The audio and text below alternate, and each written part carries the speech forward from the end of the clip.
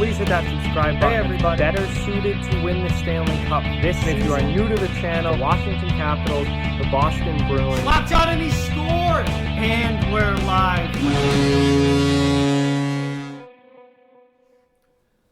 Hey everybody, so a couple days ago, the first Stanley Cup odds or Stanley Cup percentages for each team, how likely they are to win the Cup this year in 2020 came out from SportsLine, which is the first odds or anything like that I've seen so far. It was all over social media, all your standard hockey pages on Facebook, Twitter, Instagram, everyone was sharing it. I saw it right when it first came out, and it is an interesting list to say the least. There are certainly some teams on there that I agree with, and there are certainly some teams on there that I have a major bone to pick with SportsLine as far as how they came up with this number for some of these teams.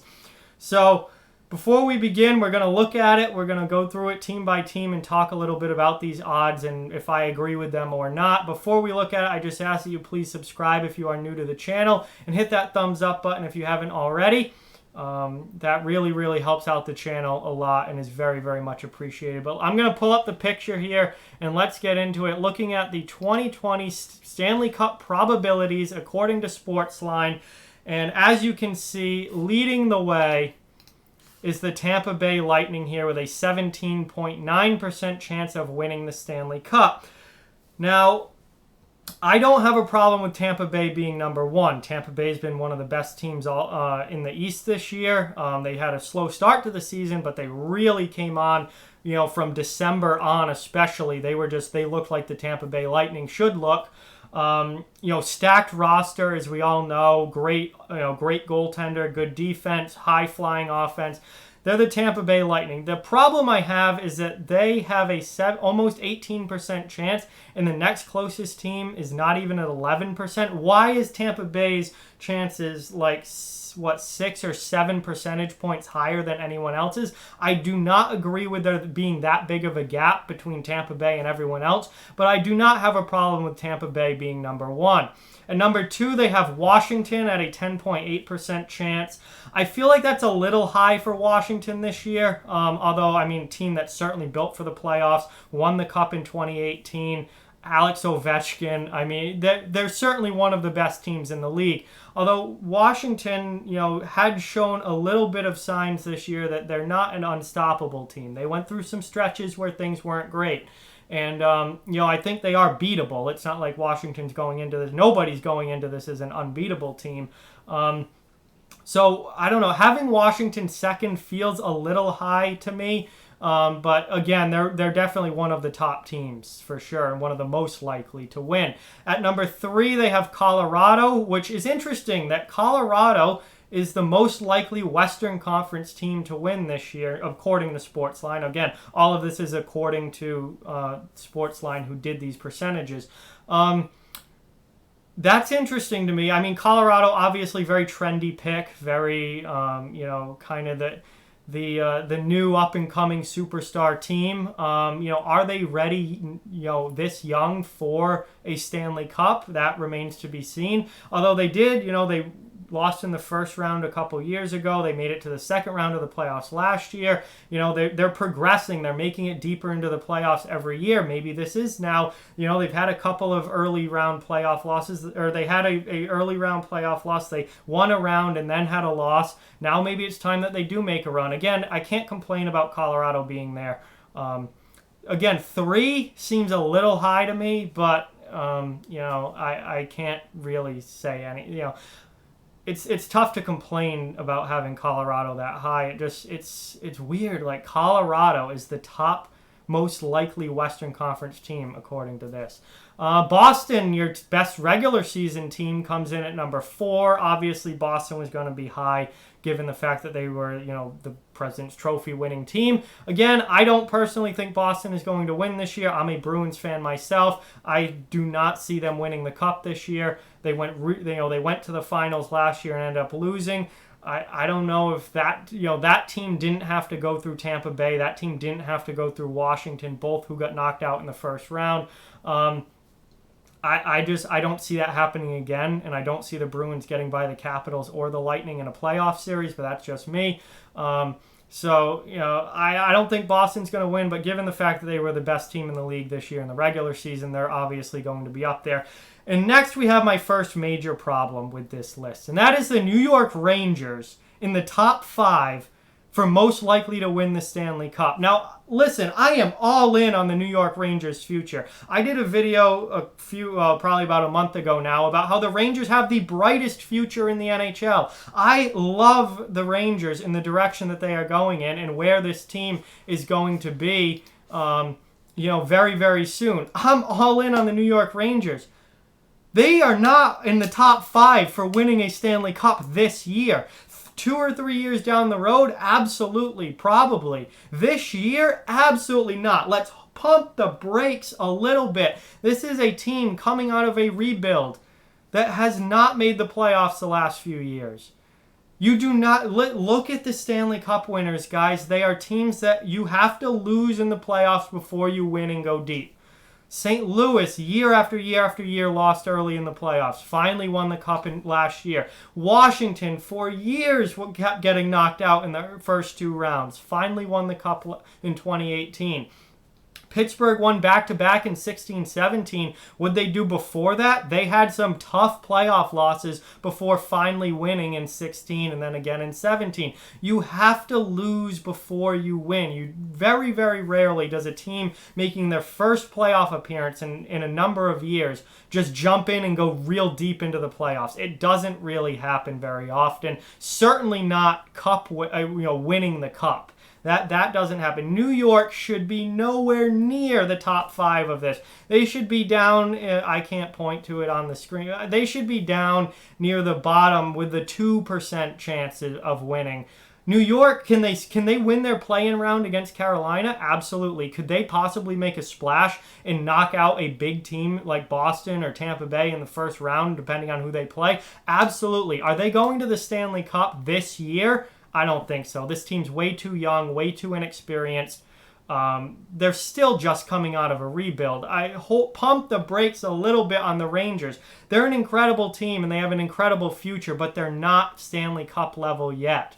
St. Louis comes in at number 6. Now, I agree with having St. Louis fairly low, or not fairly low among the top teams, because not fairly low overall. They're definitely one of the best teams in the West. If not, you could certainly say they're the best team in the West. Again, back-to-backs rarely happen. Obviously, Pittsburgh did it in 16-17, but other than that, there really haven't been any recent back-to-backs. It's incredibly hard to do. Not a lot of teams have a chance to do it. And I don't see St. Louis going back-to-back. I think they probably could go conference finals, maybe get knocked out second round, maybe get conference finals. I don't see them going to the Cup again. But obviously they need to be near the top because they are one of the best teams in the West. Philadelphia next at 5.8%. How is Philadelphia below the New York Rangers on Stanley Cup probabilities? That makes 0 sense. Philadelphia had a huge year this year. Obviously got really, really hot, really from the All-Star break on. Unreal, on fire. Great season for the Flyers. I would have them higher than this, actually, as far as Stanley Cup chances go. This is a team that didn't make the playoffs last year, and that kind of goes against what I just said. But they did the year before. They lost to Pittsburgh. They're a team that kind of makes the playoffs every other year, it seems. Like, they have good year, bad year, good year, bad year. This was a really good year for them. And now that they have the goaltending situation figured out, with Carter Hart as a long-term franchise goalie, I think we're going to see Philadelphia consistently in the playoffs. And, this is a talented team. I would probably have them a little higher. They've got a pretty good chance this year. Next, we have Vegas at 4.9%. I'm telling you, not enough people. I'm going to do a video on this, I think, in the next couple weeks or so. Not enough people are giving the Vegas Golden Knights a chance to win the Stanley Cup. It's hard to call them a dark horse because they literally won their division, but as far as dark horse teams go, teams that are not getting a lot of attention that could easily win the Stanley Cup this year, Vegas is near the top of my list. I mean, everyone's talking about Colorado, everyone's talking about Philadelphia, everyone's talking about Tampa Bay and Boston, St. Louis possibly going back-to-back. Those teams are getting a ton of attention. Vegas should be getting that level of attention. This team's top six is absolutely unreal. You look at their top six forward group with Paul Stastny, Mark Stone, Max Pacioretty, William Karlsson, Jonathan Marchessault, and I know I missed Riley Smith. I got them all. I almost forgot them because I put myself on the spot here, but I got them. Their top six forward group is absolutely insane. You have a ridiculous duo in goal now after the deadline with not only Marc-Andre Fleury, but Robin Lehner there as well, who are two of the best goaltenders right now in the NHL, are playing on the same team. And then, you know, there were questions about their defense. Their defense isn't a star-powered, filled defense the way, like, say, a Tampa Bay's is, where they have Hedman and Shattenkirk and McDonough and all these big names, Sergachev.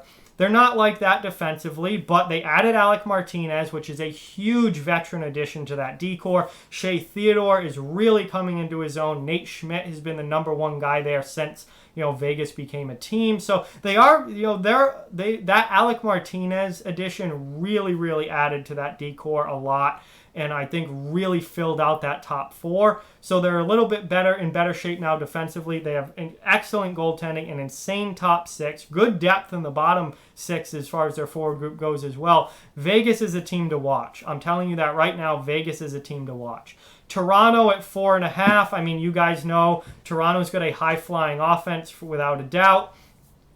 Incredibly talented team. I have major questions about their defense. However, they do have Morgan Riley back. They do have Jake Muzzin back, which is huge. Muzzin's their best defensive defenseman. I've been saying that all year. So that's huge. No problem with that. Edmonton, 4%. Can't complain about that. That's probably a good spot for Edmonton. Then you have Vancouver, Nashville, and Minnesota, all at 2.9%. I'm a little surprised with that. Not with Vancouver and Nashville. I think, Vancouver's a young team, probably make a splash in these playoffs, but not going Stanley Cup level splash. Nashville underachieved all year, but still a very talented roster on paper, so no problem there. Minnesota, I would not have as high as these groups. I'm sorry, Wild fans, but I think Minnesota's a mediocre team. They've got some really good players. They've got some other players that just don't do a whole lot. Devin Dubnyk was awful this year. Actually, Stalock ended up kind of taking the starting job. Goaltending, I don't trust. Too many passengers on that ship and not enough people, rowing the boat.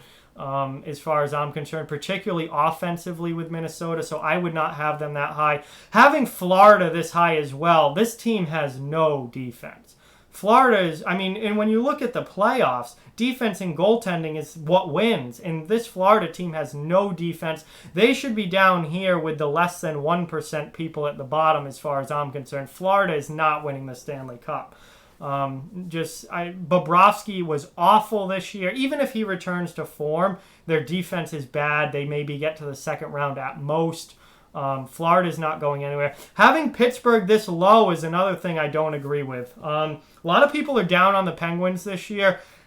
Last time I checked, Pittsburgh still had Sidney Crosby, still had Evgeny Malkin, still had Chris Letang, is getting Jake Gensel back. He'll be healthy by the time that these games are actually played. Added Jason Zucker at the trade deadline. Added Patrick Marleau and Connor Sherry for some secondary scoring. We're one of the top three teams in a very, very difficult Metropolitan Division this year. Have some young defensemen that are playing very, very well, particularly John Marino. And they have a pretty good goaltending duo with Tristan Jarry and Matt Murray, who they can switch between at any time if one of them starts not playing well. So having Pittsburgh at only 1.7% is a little bit of an issue for me. I don't agree with that. Pittsburgh's still a quality team, and they won the Cup back-to-back in 2016 and 17. A lot of those players, maybe not a lot, but a good number of players from those 16 and 17 teams are still on the Penguins. some key players from those teams are still on the Penguins. This is a team that I think people are underestimating and could really make a splash in the postseason. I would have them definitely higher than 1.7%, and I would certainly have them ahead of Florida, ahead of Minnesota, ahead of Nashville, ahead of Vancouver, and also ahead of the New York Rangers, who have no business being up where they are. Carolina and Winnipeg, can't really complain about where they're at. Probably not Cup teams, but it's still possible. And then we have the less than 1% crew. So these are teams that people are pretty much, or at least SportsLine is giving virtually no shot of making this or winning the Stanley Cup. And that is Arizona, Dallas, Calgary, Chicago, Montreal, the New York Islanders, and Columbus Blue Jackets. The only one of those that I completely disagree with is the Dallas Stars. The Dallas Stars are one of the top 4 teams in the Western Conference. Yes, they struggle offensively. Their entire team is built on defense and goaltending. What wins in the playoffs? Defense and goaltending. Low scoring, close hockey games. That is playoff hockey. Dallas, I don't think should not be below teams like certainly Florida, certainly Minnesota, certainly Nashville. Like, Dallas is better than those teams. So I don't really understand how Dallas, as one of the top 4 teams who will be playing in the round robin for seeding, does not even have to play in a play-in round to get into the playoffs, and they're in the less than 1% group. I don't get that. Dallas should have been up a lot higher.